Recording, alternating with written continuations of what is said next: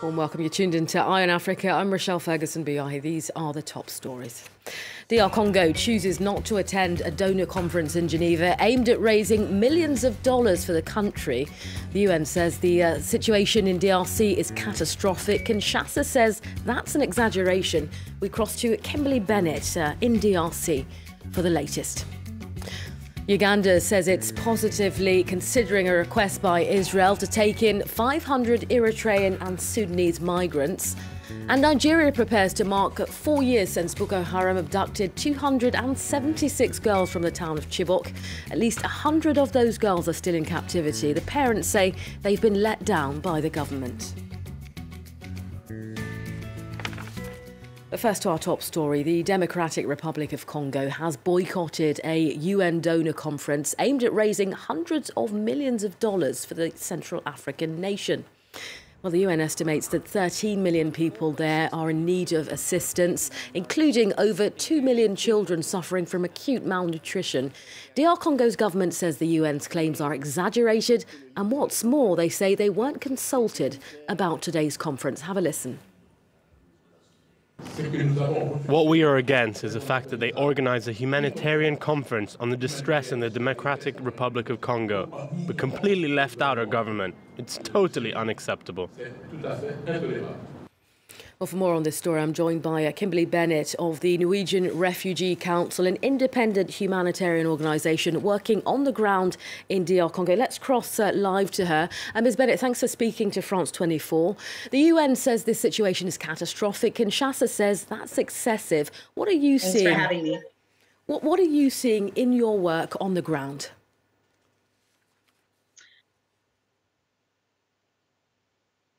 Well, the situation in DR Congo has definitely gotten worse over the last 2 years. We're seeing not only the existing conflict in the Kivu region in the east of the country, but we've now seen that conflicts have gone into the center of the country, namely Grand Kasai region and Tanganyika. I had the great fortune of going to Tanganyika last December to see areas where displaced people have situated. And we've seen areas where there are mothers who have had to shelter in churches, give birth on dirt floors because there are absolutely no health facilities, no healthcare actors in the area, women who have had to flee violence on foot for hundreds of miles for many days, seeking assistance with no one available to give any aid because there just isn't enough funding, and thus there's no capacity to deal with the monumentous task of assisting 13 million people who are in need of assistance and protection. I mean, Kimberly, incidentally, the NRC says that aid agencies are having to make impossible decisions about where exactly to provide aid.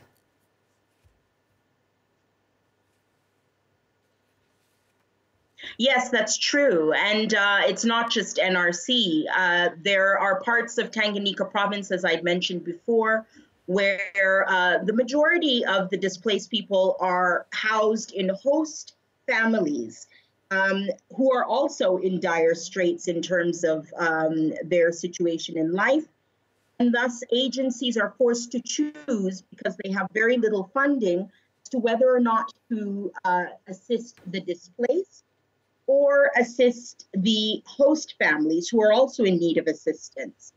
And in order to not create any conflict and do no harm, some agencies are forced not to assist at all in that area because there just isn't enough money to assist both sides. So these are some of the critical choices that are having to be made by humanitarian agencies in DR Congo because there just isn't enough funding available. OK, Kimberly Bennett of the Norwegian Refugee Council, thanks for your time today.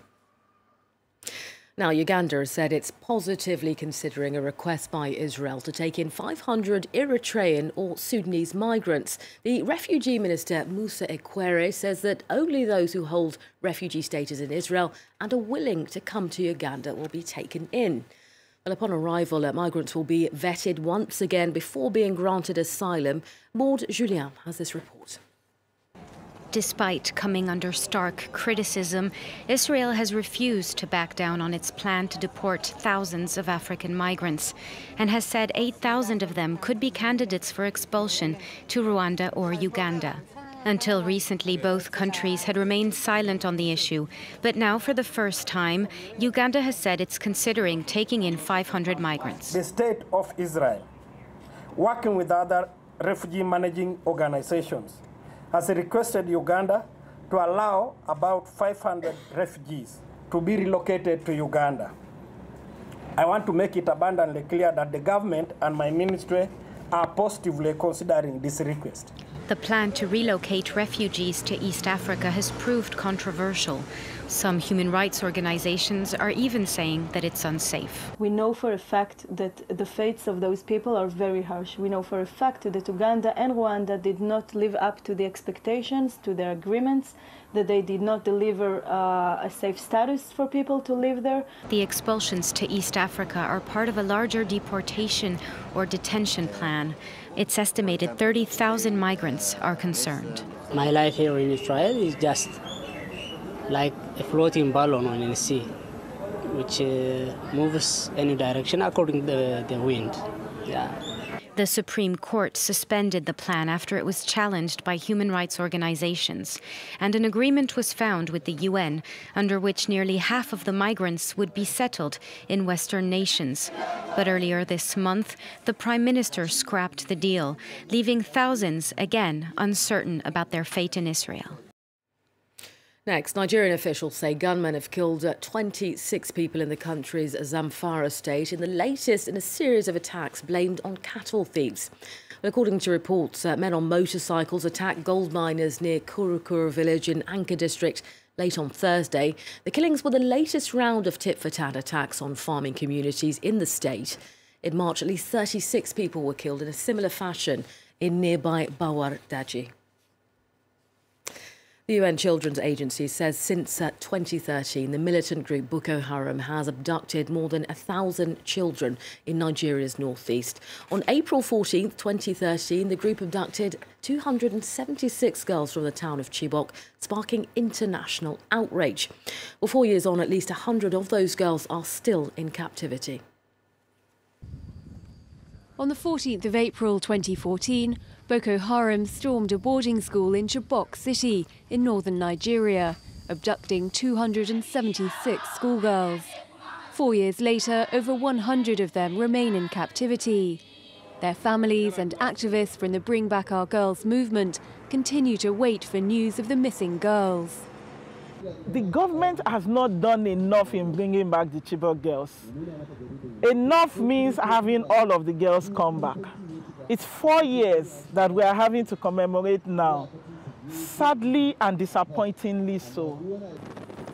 The former Nigerian government, initially criticized for its apparent inaction following the kidnapping, then waged a total war against the extremist group. Since then, some 100 girls have been released, with the authorities claiming that Boko Haram has been defeated. Though the armed group no longer controls the large swathes of Nigerian land it did a few years ago, the conflict continues to claim scores of lives. I want to appeal to the Chibok community never to lose hope or to despair. We are determined, as never before, to bring back our remaining Chibok daughters, and this we must accomplish, and that will be soon by God's grace. A video broadcast by Boko Haram in January purportedly showed at least 14 of the Chibok schoolgirls claiming to have been married off by the group's leader and vowing never to come home. The mass abduction has grown to symbolize the sacrifice born in the northeast, the epicenter of the crisis, where UNICEF reports nearly 1,400 schools have been destroyed and nearly 2,300 teachers killed since the start of the insurgency in 2009. Now in France, the number of migrants in camps in northeast Paris has surged recently. That's after one centre closed down. Hundreds of new tents have appeared alongside the canal. Hamza Mohamed and Nicolas Germain from France 24 met some of the migrants who come mostly from East Africa. Ahmed comes from Darfur in Sudan. He arrived in Paris 2 months ago. He's noticed that in recent days the number of tents in the northeast of the capital has surged. That's because one large centre for migrants has just closed down. Ahmed fled a nation that has been ruled by the same man, Omar al-Bashir, for nearly 3 decades. In Sudan, there's a dictatorship, and it really puts pressure on the people. The government doesn't take care of the people. That's why I fled Sudan. Most of the migrants here come from Sudan and Eritrea. In this area alone of Paris, they are currently 1,400, according to a local NGO. Ahmed is angry with the European Union's policies.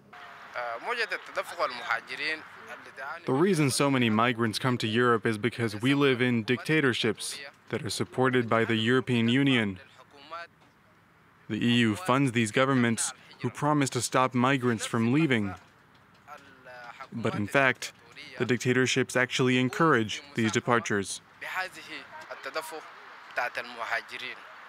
These migrants say they are victims of the EU's so-called Dublin regulation. It states that when a migrant first enters the EU, he must have his fingerprints taken, and he is only allowed to seek asylum in that particular country. But many of those in France have passed through other European nations beforehand. That means they cannot seek asylum here, and the authorities have the right to expel them. Hundreds of people lined the streets of Soweto this Friday to see the funeral procession of South Africa's veteran anti-apartheid activist Winnie Madikizela Mandela. Well, that comes ahead of her final send-off this weekend. Now, Winnie, the former wife of Nelson Mandela, died in Johannesburg, aged 81 on April the 2nd, following a long illness.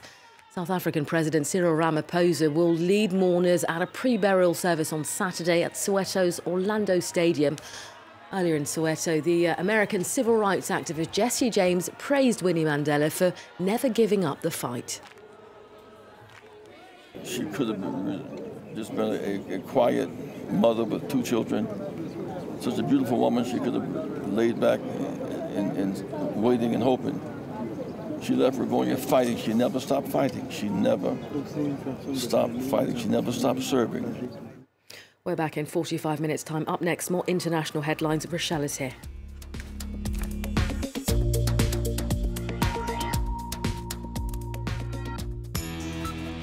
Revisited, presented by Stuart Norval.